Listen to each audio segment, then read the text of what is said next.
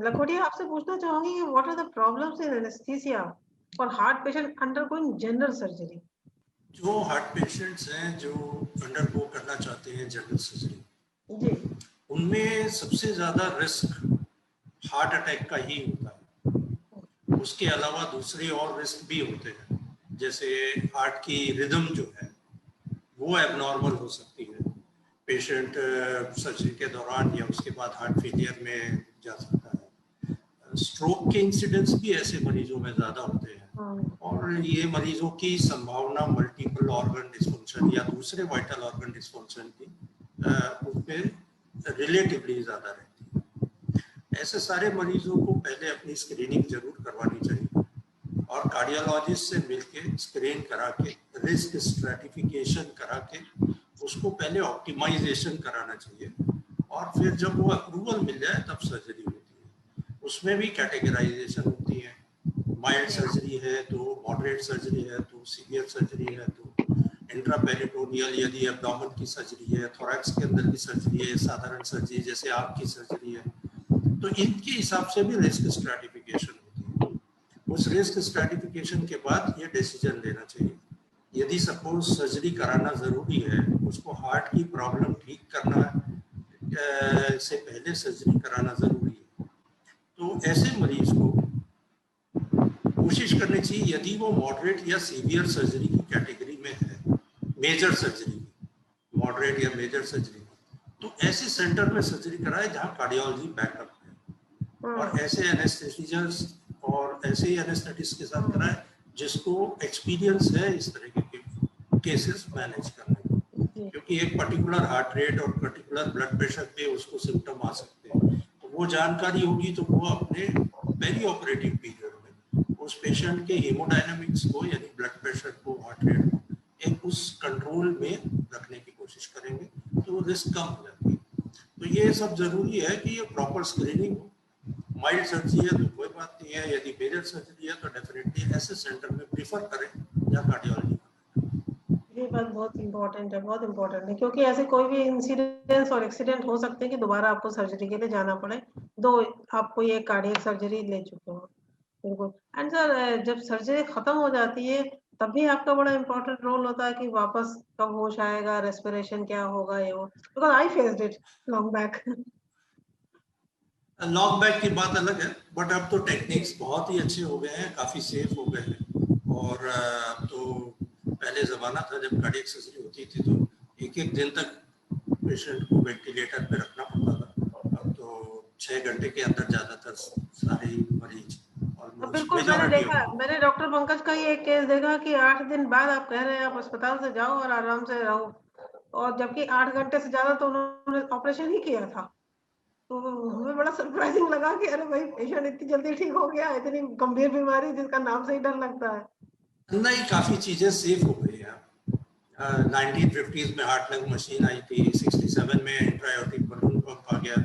इन सब की चीज़ों की एडवेंट से चीज़ें, और फिर इसके अंदर भी मॉडिफिकेशंस होते रहे हैं। एनेस्थीसिया की टेक्निक्स में भी, सर्जिकल टेक्निक्स में भी सब चीज़ें इम्प्रूव होती गई हैं, और अब तो काफ़ी सेफ हो गई है। अब तो आजकल एक्स्ट्रा कॉर्पोरियल मेम्ब्रेन ऑक्सीजनेशन भी अवेलेबल हो गया है, जो और भी कॉम्प्लिकेटेड सर्जरीज को सपोर्ट करने के लिए अवेलेबल है। ओके। हालांकि हम लोग कार्डियक पे बात कर रहे हैं, लेकिन मैं थोड़ा सा मौके का फायदा उठा के राणा सर से जानूंगी वो लंग ट्रांसप्लांट के बारे में भी। अच्छा सर, मैंने ये भी सुना है कि कोई एक ऐसे हमारे जानने वाले ही थे, तो अभी लास्ट ईयर की ही बात है, पेंडेमिक शुरू हुआ था, तो उनको लंग्स में प्रॉब्लम हुई थी। अब एग्जैक्टली मैं पता नहीं कौन सी बात हो रही थी, उनको लंग्स में पानी भर गया था, प्रॉब्लम उनकी हुई थी, उनका ट्रीटमेंट दिल्ली में चल रहा था, उसके साथ साथ उनके कुछ हार्ट इश्यूज भी आ गए थे। तो ये सारी कुछ पिक्चर बहुत अनक्लियर सी है, बताइए सर वो लंग ट्रांसप्लांट क्या था, और ये सारी भी बातें थोड़ा सा स्पष्ट कीजिए। जिस थोड़ा सा मैं लंग के बारे में वैसे भी चर्चा कर देता हूँ। जी हाँ। आज से 20, 30, 40 साल पहले जो लंग की कॉमनेस्ट प्रॉब्लम थी वो पल्मोनरी ट्यूबरक्लोसिस थी। की वजह से बहुत ग्रस्त होते थे, और उसका उपचार सबसे इम्पोर्टेंट होता था। धीरे धीरे टीबी की बीमारी का बेटर कंट्रोल हो गया। जी हाँ। तो जो बीमारी सामने आई वो थी लंग कैंसर। तो हमें लगा कि अगर हम समय पे इसका उपचार करें तो इसको भी हम इफेक्टिवली ट्रीट कर सकते हैं। और समय पे उपचार के लिए हमें लगा कि इसका टाइमली डायग्नोसिस ज़रूरी है। जी हाँ। यानी कि जब भी मरीज को थोड़े से सिम्टम हो, अगर हम उस स्थिति में बीमारी को पकड़ लें तो सर्जरी के ज़रिए हम उसको इरेडिकेट कर सकते हैं। इसके बाद आई लंग ट्रांसप्लांट की बात। लंग ट्रांसप्लांट जनरली उन बीमारियों में किया जाता है जिनका हमारे पास कोई उपचार नहीं होता। जो बीमारियां दवाइयों के जरिए, सर्जरी के जरिए, रेडियोथेरेपी, कीमोथेरेपी के जरिए जिनको हम ट्रीट नहीं करते, और भी वो बीमारियां धीरे धीरे प्रोग्रेसिव है और लंग को डैमेज करती जाती है और पेशेंट इस स्थिति में आ जाता है कि उसको बैठे बैठे भी सांस फूलने लग जाता है। तो इस तरह की कुछ बीमारियों में हम लंग ट्रांसप्लांट के बारे में सोचते हैं। परंतु लंग ट्रांसप्लांट में बहुत बड़ी मुश्किलें हैं। जैसे आमतौर पे हम जो ट्रांसप्लांट सुनते हैं वो है लिवर का, किडनी का, हार्ट या लंग का। तो जो लंग ट्रांसप्लांट है इनमें सबसे कम पॉपुलर है, जिसके कुछ कारण हैं। एक तो ये है कि हमें ऑप्टिमम कंडीशन में डोनर लंग मिलता ही नहीं है, क्योंकि जनरली जैसे हार्ट मिलते हैं तो मोस्टली वो एक्सीडेंट विक्टिम्स होते हैं जो डोनेट करते हैं, और क्रॉनिक हार्ट डिजीज वाले पेशेंट को वो हार्ट जाता है। परंतु हमने देखा है कि एक्सीडेंट विक्टिम जो होते हैं जनरली उनके लंग जरूर इंजर हो जाते हैं, और ऐसे पेशेंट अगर एक्सीडेंट कहीं पेरिफेरल जगह पे होता है तो जनरली वहाँ इंट्यूबेशन होता है जिसमें एसेप्टिक प्रिकॉशन नहीं लिए जाते। तो by the time specialised centre में पेशेंट आता है जनरली वो लंग कुछ ना कुछ इन्फेक्टेड होते हैं, कुछ इंजरी हुई होती है या वो सूटेबल नहीं होते। तो लंग ट्रांसप्लांट बड़ी जटिल प्रक्रिया है जिसमें सबसे बड़ी मुश्किल आज के समय में अवेलेबिलिटी ऑफ डोनर है। टेक्निकली प्रोसीजर बहुत ज़्यादा मुश्किल नहीं है, परंतु ये एक टीम वर्क है। आपको उससे पहले अपने पेशेंट्स की रजिस्ट्री बनानी पड़ती है कि कौन कौन से पेशेंट ट्रांसप्लांट के लिए अवेट कर रहे हैं। और बहुत बार हमने देखा है नॉन अवेलेबिलिटी ऑफ डोनर्स की वजह से कभी कभार ये पेशेंट पहले ही इनकी डेथ हो जाती है बिफोर अवेलेबिलिटी ऑफ डोनर। तो हमें इसको पीरियोडिकली रजिस्ट्री को अपडेट करना पड़ता है, पेशेंट को रेगुलर फॉलोअप में रखना पड़ता है, जो एक बंदे का काम नहीं है। इसके लिए हमें एक पूरी टीम बनानी पड़ती है जिसमें अलग अलग तरह के बंदे शामिल होते हैं। अच्छा। एक तो बंदा है जो इमरजेंसी में पेशेंट डोनर्स को इवेलुएट करता है। एक पल्मोनोलॉजिस्ट है जो आपके रिसिपिएंट्स की लिस्ट रखता है, उनको अपने फॉलोअप में रखता है। फिर सर्जन आ गए, फिर हिस्टोपैथोलॉजिस्ट आ गए, फिर जो वायरल और फंगल इन्फेक्शन वो भी आते हैं, ताकि अगर ऑपरेट करना हो तो इनको बड़ी आपको कह रहे थे ना, आपको कहीं देखे हैं, क्योंकि इन पेशेंट को हमें इम्यूनोसप्रेसेंट ड्रग देने पड़ते हैं। तो इम्यूनोसप्रेसेंट ड्रग्स देने से पेशेंट की इम्यूनिटी कम हो जाती है। तो अगर हम ट्रांसप्लांट करते हैं तो उसको बड़ी क्लोजली वॉच करना पड़ता है। तो ये सब तरह की मुश्किलें हैं जिसकी वजह से लंग ट्रांसप्लांट इतना कॉमन नहीं हो पाया जितना होना चाहिए, परंतु फिर भी trend is encouraging. Donors are coming forward for donation and more centers are doing this transplant. और बहुत सारे लोगों को जरूरत है इसकी। इसकी जरूरत काफी लोगों को है। डोनर्स की अवेलेबिलिटी रिक्वायरमेंट की अबाउट 1/10 से भी कम है। जी। So, sir, Lakotia sir, what is the lung heart lung machine? Heart lung machine basically is a device which when we use in the open heart surgeries, तो उसको क्या करते हैं कि उसके हार्ट के और लंग के दोनों के फंक्शन को मशीन पे ट्रांसफर कर दिया जाता है। तो हार्ट का काम है लंग्स के से द्वारा जो ऑक्सीजनेटेड ब्लड आता है उस ब्लड को पूरी बॉडी को वाइटल ऑर्गन्स को सप्लाई करना। हार्ट में ही ऑपरेशन करना है। अब आप हिलती हुई चीज पे ऑपरेशन तो करने में दिक्कत आएगी, तो जो भी ऑपरेशन जिस भी पार्ट को करना उसको स्थिर करना पड़ता है।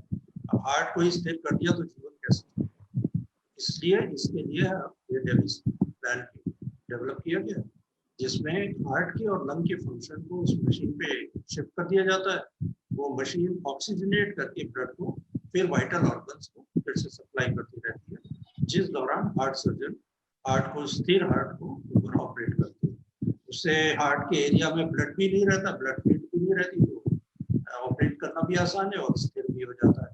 तो उसके बाद में जब ऑपरेशन कंप्लीट हो जाता है तो हार्ट लंग मशीन को डिस्कनेक्ट करके फिर से हार्ट और लंग के फंक्शन को पेशेंट के हार्ट और लंग के से फंक्शन कराया जाता है। इस डिवाइस को हार्ट लंग मशीन कहते हैं और इस प्रोसेस को प्रोसीजर को जिसमें हम यूज करते हैं उसको कार्डियोपल्मोनरी बाईपास कहते हैं। कार्डियो फिर heart, pulmonary for lung, heart और लंग का बाईपास कर दिया गया मशीन के द्वारा। बहुत बड़ी बड़ी टर्मिनोलॉजी है।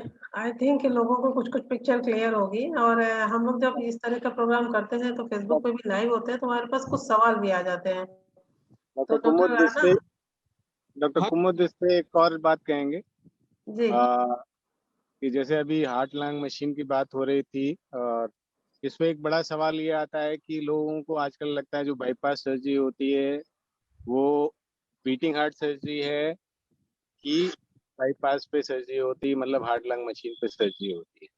ये कई लोग पूछते हैं कि हाँ ये बीटिंग हार्ट सर्जरी क्या होती है और ऑन पंप सर्जरी क्या होती है।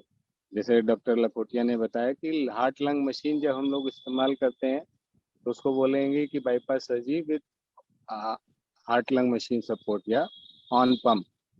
और अगर विदाउट ये हार्ट लंग मशीन यूज करते हैं, हम हार्ट बीट करता रहता है और उसको कुछ इक्विपमेंट्स होते हैं उसको स्टेबलाइज करके और अगर बाईपास किया जाता है तो उसको बीटिंग हार्ट सर्जरी बोलते हैं।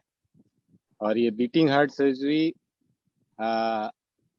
जैसे राणा साहब अभी कह रहे थे कि काफ़ी हम लोगों ने पिछले 15-20 सालों में इंडिया में स्पेशली बीटिंग हार्ट सर्जरी के नंबर्स बहुत बढ़ गए हैं, परसेंटेज बहुत बढ़ गए हैं। ज़्यादातर सेंटर्स में अब बीटिंग हार्ट सर्जरी होती है, बट कहेंगे कि 70% बीटिंग हार्ट और 30% bypass surgery on pump surgery भी होती है, क्योंकि सबके अलग अलग इंडिकेशंस होते हैं। पंकज जी, मैं थोड़ा सा डिफर करता हूँ आपसे। हाँ, ऑन पंप सर्जरी है बेसिकली आज के टाइम में इंस्टीट्यूट्स के अंदर रह गई है। प्राइवेट सेंटर्स में on pump surgery is not more than 5% of their total surgery. नहीं राणा साहब, मेरा तो मैं तो खैर प्राइवेट सेक्टर में ही रहा हूँ, लेकिन वही है, डॉक्टर चेरियन साहब भी एक इंस्टीट्यूट की तरह ही चलाते थे। बिल्कुल। और यहाँ पे डिवाइन हार्ट हॉस्पिटल जो मेरा है वो भी एक प्रोफेसर डॉक्टर ए के श्रीवास्तव का है, तो it also runs like a institute. तो जहाँ पे हम पेशेंट की कंडीशन देख के और उसके हिसाब से उसको डिसाइड कर लेते हैं कि what is the best for the patient and then we decide. Like मेरा है कि मैं 80-90% ऑफ पंप करता हूँ, लेकिन डॉक्टर श्रीवास्तव हैं या बाकी लोग हैं वो ऑन पंप अभी भी। जैसे डॉक्टर चेरियन तो हमको करने नहीं देते थे beating heart. I will tell you, when I went to Frontier Lifeline, मैं रेलवे में था तो मैं बीटिंग हार्ट करता था, लेकिन जब मैं फ्रंटियर लाइफलाइन ज्वाइन किया चेन्नई में तो sir was not allowing me to do on beating heart. He said no, you have to do on pump. So ये डिफर करता है सर्जन टू सर्जन कि कौन किस पे कंफर्टेबल है, but I think there are indications for on pump surgery and beating heart surgery अलग अलग। Yeah, I agree with that. Ki there are certain indications but unfortunately, most of the people, including cardiologists and some surgeons, believe that on-pump surgery is inferior to off-pump surgery. I don't agree with that thought. I genuinely believe that we have to do whatever is safer and indicated. Definitely, fully agreed. Very appreciated. मैं एक चीज add करता हूँ जी sir. इसमें जो दोनों surgeon ने बात की है, ये कोरोनरी आर्टरी डिजीज संबंध में, जिसके लिए जनरल पब्लिक समझती बाईपास, हार्ट लंग मशीन का रोल है कार्डियोपल्मोनरी बाईपास। उसमें जैसे ओपन हार्ट सर्जरी करनी है, वाल्व की सर्जरी करनी है, या जो डॉक्टर राणा साहब ने पहले बताया था बच्चों की जो कॉन्जेनाइटल डिफेक्ट्स होते हैं जन्मजात, उनकी सर्जरी करनी, उसमें कार्डियोपल्मोनरी बाईपास करते हैं, तब हार्ट लंग मशीन का ही इस्तेमाल होता है। और कोरोनरी आर्टरी सर्जरी में दोनों ऑप्शन अवेलेबल, उसमें centre to centre, person to person minor differences है, ज्यादा डिफरेंसेस नहीं। कोई थोड़ा सा बीटिंग हार्ट की स्किल जिसकी ज्यादा वो कॉन्फिडेंट है, एक्सपीरियंस है, वो उसको बीटिंग हार्ट कर लेते हैं, मेडिकल स्टेबलाइजर्स को, टिश्यू स्टेबलाइजर का इस्तेमाल करते हैं। और कुछ लोग मानते हैं कि ऑन पंप में रिवस्कुलराइजेशन ज्यादा अच्छा कर पाते हैं, हार्ट बंद हो गया तो हम उसके लिए जितने ज्यादा ग्राफ्ट लगा सकते हैं उतने शायद हम बीटिंग हार्ट में नहीं लगा पाएंगे। तो वो एक पर्सन टू पर्सन डिसीजन होता है, इंस्टीट्यूट टू इंस्टीट्यूट होता है। इंडिया एक डेवलपिंग कंट्री है, यहाँ पे affordability as compared to US कम है, यहाँ बीटिंग हार्ट का प्रचलन उसकी वजह से इवोल्यूशन ज्यादा हुआ, और यूएस वगैरह में बीटिंग हार्ट डेवलप होने के बाद फिर से ऑन पंप पे चले गए, अब वो वहां पर ज्यादातर ऑन पंप कर। तो ये थोड़ा सा माइनर डिफरेंसेस है, बट सक्सेस दोनों में ही अच्छी है।